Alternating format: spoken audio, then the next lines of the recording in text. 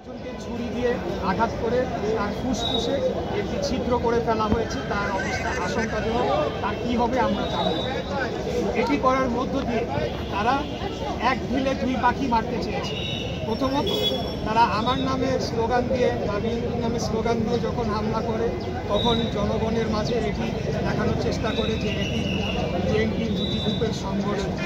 দ্বিতীয়ত এই যে জনগণ সেবা নিতে আসছে, স্বস্তিতে তারা ভবনে প্রবেশ করছে, সেটিকে বিঘ্ন ঘটিয়ে পরিবেশ সৃষ্টি করে পুরো দায়টাই আমাদের এই আন্দোলনকারী এবং বিএনপি যারা আমরা রাজনীতি করি তাদের উপরে চাপিয়ে নেওয়ার একটা চেষ্টা করা হয়েছে।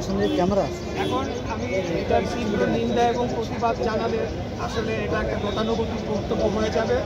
আমি বলবো যে দ্রুততম সময় এই যে যারা হামলা করেছে তাদের সিসিটিভি ফুটেজ রয়েছে, নগর ভবনের সিসিটিভিতে ধরা পড়েছে, বিভিন্ন গণমাধ্যমের ক্যামেরায় তাদের ছবি এসেছে এবং মোবাইলের ফুটেজও রয়েছে। এগুলোকে পুঙ্খানুপুঙ্খভাবে পর্যালোচনা করে এই হামলাকারীদেরকে দ্রুততম সময়ের মধ্যে গ্রেফতার করতে হবে এবং তাদেরকে আইনের আওতায় এনে তাদেরকে বিচারের মুখোমুখি করে তাদেরকে সর্বোচ্চ শাস্তি নিশ্চিত না করা পর্যন্ত আমরা থামব না।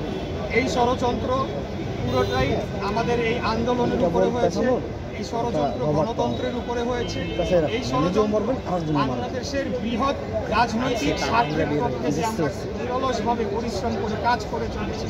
আগামী দিনে জাতীয় নির্বাচন অনুষ্ঠানের জন্য আমরা যে আন্দোলনের মধ্য থেকে দাবি তুলেছি, দাবি জানিয়ে আসছি, সেগুলোকে ব্যাঘাত ঘটানোর জন্য এবং সেই গণতন্ত্রের উপরে একটা হুমকি প্রদান করার জন্যই এই হামলাটি করা হয়েছে। এই হামলার নেপথ্যে না, এই হামলার নেতৃত্ব দিয়েছে, আমি যারা আহত রয়েছে তাদের সাথে কথা বলেছি, গোলাম কিবরিয়া রুবেল নামে একজন কর্মকর্তা রয়েছে তিনি, এবং আরিফুজ্জামান প্রিন্স নামে আরেকজন কর্মচারী নগর ভবনে। এই দুইজন মূলত এবং তাদের নেতৃত্বে কতিপয় স্বৈরাচারের দোসর হিসেবে যাদেরকে ইতিমধ্যে চিহ্নিত করা হয়েছে, যারা সাইদ খোকনের সময়, তাপসের সময়, ইতিপূর্বে আওয়ামী লীগের সময় সকল সুযোগ সুবিধা এই রুবেলের নেতৃত্বে ভোগ করেছে। তাদের নেতৃত্বে বহিরাগত প্রায় শতাধিক সন্ত্রাসী, তারা মুখোশধারী, তারা মুখোশ করে এই অস্ত্রশস্ত্র নিয়ে হামলা চালায় এবং এই রকমের একটি নাটক তারা রচনা করে সেখানে আমাদের দলীয় স্লোগান ব্যবহার করে।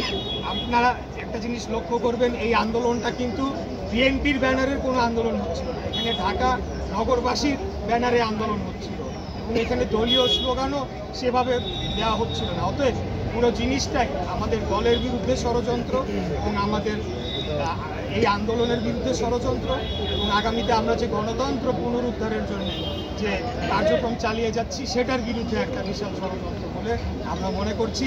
এবং আমরা বলতে চাই, এখানে আমাদের দমে যাওয়ার কোনো সুযোগ নাই, এখানে পেছনে হটে যাওয়ার কোনো সুযোগ নাই।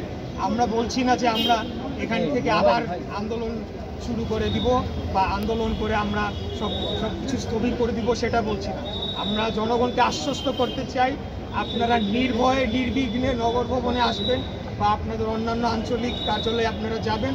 আপনাদের প্রয়োজনীয় সেবা নিশ্চিত করার দায়িত্ব বাংলাদেশের জনগণের ট্যাক্সের টাকায় কর্মরত এই সকল কর্মচারী যারা রয়েছে, এবং আপনাদের নিরাপত্তা নিশ্চিত করার জন্য আমরা যেরকম জনগণ হিসেবে মাঠে রয়েছি, পাশাপাশি আইন শৃঙ্খলা রক্ষাকারী বাহিনীকেও জোরালোভাবে আহ্বান জানাবো যে আপনারা এদেরকে গ্রেফতার করে একটা দৃষ্টান্তমূলক শাস্তি নিশ্চিত করার মাধ্যমে আবারও একটা এই যে মব কালচার শুরু হয়েছে, যখন তখন একটা মব নিয়ে এসে হামলা করে একটা ভীতিকর পরিস্থিতি তৈরি করা হচ্ছে, সেদিক থেকে যাতে আমরা উত্তরণ ঘটিয়ে বাংলাদেশকে স্থিতিশীল এবং একটা সিকিউর রাষ্ট্রে পরিণত করতে পারি, এটাই আমাদের আছে।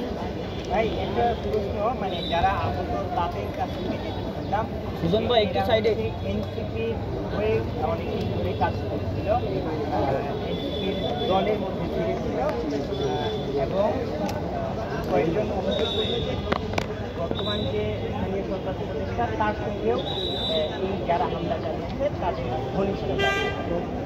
এই বিষয়ে আমি যেটা বলতে চাই, দেখেন, একটা রাজনৈতিক সৌহার্দ্যপূর্ণ পরিবেশ বজায় রাখার জন্য দীর্ঘদিন যাবৎ আমরা চেষ্টা করে চলেছি। আমরা যথেষ্ট ধৈর্য ধরেছি, অত্যন্ত ধৈর্য সহকারে এই সরকার যে শুরু থেকেই বাংলাদেশের সংবিধান লঙ্ঘন করেছে, মহামান্য সুপ্রিম কোর্টের আদালতকে অবমাননা করে চলেছে, জনগণকে বৃদ্ধাঙ্গুলি দেখিয়েছে, আমাদেরকে মানুষের মতো মানুষ মনে করে নাই, তারা আমাদেরকে এক শ্রেণীর মানে পশুর মতো আচরণ করেছে। তারপরেও আমরা সৌহার্দ্যপূর্ণ রাজনীতি বজায় রাখার জন্যে কোনোদিনও ব্যক্তিগতভাবেও আক্রমণ করি নাই, যতটুকু না বললেই নয় প্রয়োজন ততটুকু আমরা বলেছি। তবে আজকে যে অভিযোগটি উঠেছে এটি অবশ্যই এটির পিছনে সত্যতা রয়েছে। যার নাম বললাম গোলাম কিবরিয়া রুবেল, সে বর্তমানে যিনি আপনি বললেন যে স্থানীয় সরকার উপদেষ্টা, তার সাথে ঘনিষ্ঠভাবে চলাফেরার তার যথেষ্ট প্রমাণাদি রয়েছে। তার গাড়িতে করেও সে ঘোরাফেরা করতো বলে আমরা জানতে পেরেছি।